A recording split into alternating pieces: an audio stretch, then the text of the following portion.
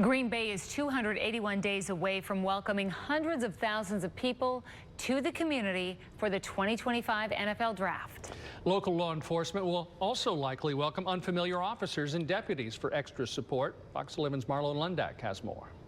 As the NFL Draft inches closer, we're still trying to iron out the amount of resources that we're going to need. Brown County Sheriff Todd Delain says the department is still working out how many officers will be needed each day and how much extra support they'll need to adjust to thousands of visitors. It's not likely that we'll be bringing in law enforcement agencies from outside of Wisconsin, but we'll likely be bringing in law enforcement officers from different areas of Wisconsin to assist us.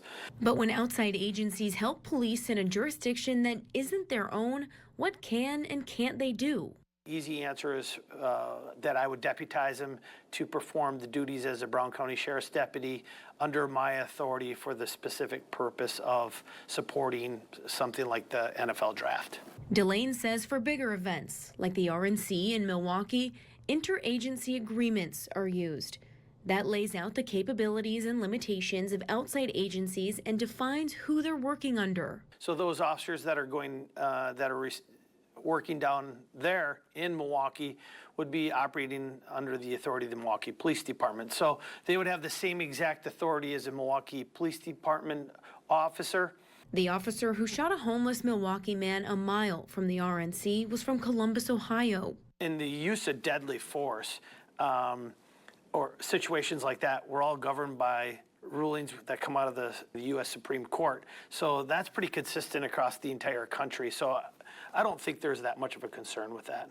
While some may be concerned about strangers policing or taking action in a community that isn't their own, Delain isn't. The advantage we have in the state of Wisconsin is that the training for law enforcement officers in the state of Wisconsin is the exact same.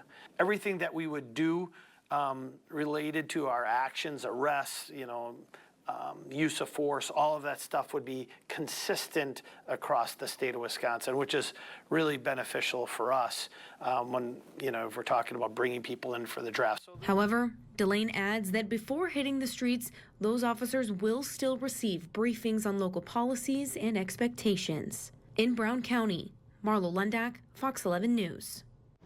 For the latest on security preparations to road closures, Fox 11 has all of your 2025 NFL Draft coverage.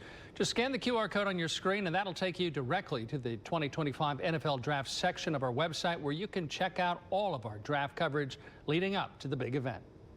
We are talking today about the draft coming up. We're talking about, there's been a request out for outside agencies to come and help with the draft and all the people that we're expecting.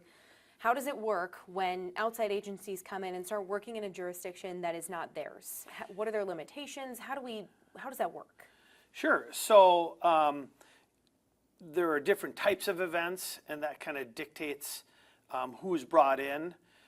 So if we're talking about the NFL Draft, it's not likely that we'll be bringing in law enforcement agencies from outside of Wisconsin, but we'll likely be bringing in law enforcement officers from different areas of Wisconsin to assist us. If it's outside the state, like the RNC, generally those are very significant events that have been done in other places, and there are interagency agreements that they basically just take from one event to the next event year after year, and they kind of spell it all out. But the way it generally works is there's two ways that you would handle something like that. You would have an interagency agreement, so an agreement with the law enforcement agencies that are coming in about their authority and who they're operating under. So in the case of the RNC, there's an interagency agreement. So those officers that are working down there in Milwaukee would be operating under the authority of the Milwaukee Police Department. So they would have the same exact authority as a Milwaukee Police Department officer. And in the case of the draft, we can do it two ways. You can have an interagency agreement, or the other thing, as a sheriff, I could deputize those individuals and they would be operating under my authority. We have that similarly already occurring in Brown County because of Lambeau Field and it being right, in the city of Green Bay, but surrounded by Ashwaubenon with county buildings, meaning the Rush Center and the Expo Hall right next to it. So we already have agreements in place. I deputize all full-time law enforcement officers in Brown County, so when they're acting under their official authority and they end up being, let's say, a City of Green Bay officer operating in Schwabana, they can operate under my authority to do that. So those are some of the ways that we can handle situations where we're bringing law enforcement agencies in or law enforcement officers in from another jurisdiction.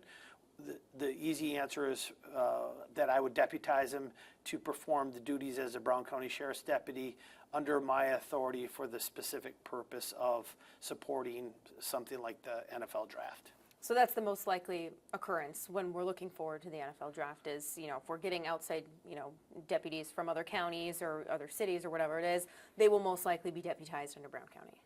That is probably the most likely response. How much do they have to, like, what do they have to do to make sure that they know everything that they need to know about, you know, Brown County and the community before they go out and police it? Well, the advantage we have in the state of Wisconsin is that the training for law enforcement officers in the state of Wisconsin is the exact same in any jurisdiction. So if you're a certified law enforcement officer in the state of Wisconsin, you can perform those duties anywhere in the state of Wisconsin. So we have one certification process for the entire state of Wisconsin. So once you're certified as a law enforcement officer, nothing really changes. Everything that we would do related to our actions, arrests, you know, use of force, all of that stuff would be consistent across the state of Wisconsin, which is really beneficial for us when, you know, if we're talking about bringing people in for the draft. So there really isn't any significant difference. So then you get into the fine details of maybe some of the policy stuff related to some of the actions that or how we would handle a certain situation, more the fine details of that. So what we would do is before we get to that point, we would have, you know, a training about what the expectation is. Here are our policies related to this. This is how we handle this type of situation. But for the most part, in the state of Wisconsin, it's pretty easy because everything's the same.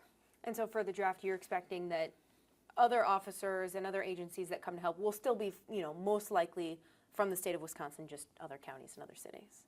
Yeah, I don't anticipate anyone from outside of the state of Wisconsin helping us out for the draft. We don't have the numbers on the specific numbers on the number of officers we'll need each day yet. That's still being worked out. But once we have that, we'll determine the resources that we currently have in Brown County with the law enforcement agencies in Brown County, and then see if we need additional assistance. Certainly the state of Wisconsin will likely assist. Wisconsin State Patrol already assists with games at Lambeau Field with traffic control and all that stuff. So we'll take a lot of the stuff that we use every week during the football season, or at least during home games, and apply that. And then if we need to augment any officers, we will do that at that time. And certainly they'll be trained up on any nuances that would be slightly different as far as how we handle certain stuff. But the big picture stuff is the same throughout the state of Wisconsin, so that shouldn't be an issue at all. Okay. And then just kind of separate from this before we wrap up, obviously part of our thought process is, we're going to have officers that aren't necessarily, super familiar with our area and town, and that's exactly what's happening in Milwaukee right now too. And we had this instance with I believe it was a Columbus police officer and a homeless man in Milwaukee, and there was an altercation, and the police officer used force and shot the homeless man. So that's kind of where our thought process was going to, is that concerning at all when you're bringing outside agencies into their community, into a community that they're not typically policing, and then they're taking action? Is that at all a concern for you, or, your thought process on that? No, I think really law enforcement officers across the country are sworn to uphold the Constitution of the United States and the states they serve. Oftentimes there will be, when you have a group of officers from another jurisdiction, they will often have a local officer that's embedded with them. So I don't know the specifics of the case down in Milwaukee, but it wouldn't surprise me if in that group of officers that were there when they went to move, if there wasn't a Milwaukee police officer there or in the close area of that. But in the use of deadly force or situations like that, we're all governed by the rulings that come out of the out of the U.S. Supreme Court. So that's pretty consistent across the entire country. So I don't think there's that much of a concern with that. Okay. Anything else, in terms of the draft and you guys preparing and bringing in other agencies to help out? What am I leaving out? No, I think the last part that when we do bring other agencies in, number one, you're looking at some kind of training orientation to what's going to occur. So some kind of operational plan that will be detailing, what the expectations are, what you're going to be doing. And then again, oftentimes you will find that groups are augmented by a local officer. So you might have 7 or 8 law enforcement officers from a different location, and then a local law enforcement officer is going to know the streets better, meaning, where are we in relationship to everything else, because sometimes even directions and all of those things are relevant. So oftentimes there will be somebody embedded or close to them so that they can provide that guidance. But generally speaking, we all fall under the same rules, and that's across the country. Mm-hmm. So that's all you guys are doing now is just prepping for those potential outside agencies to come in and help you guys out. Yeah, really for us right now, it's we're still trying to iron out the amount of resources that we're going to need for it.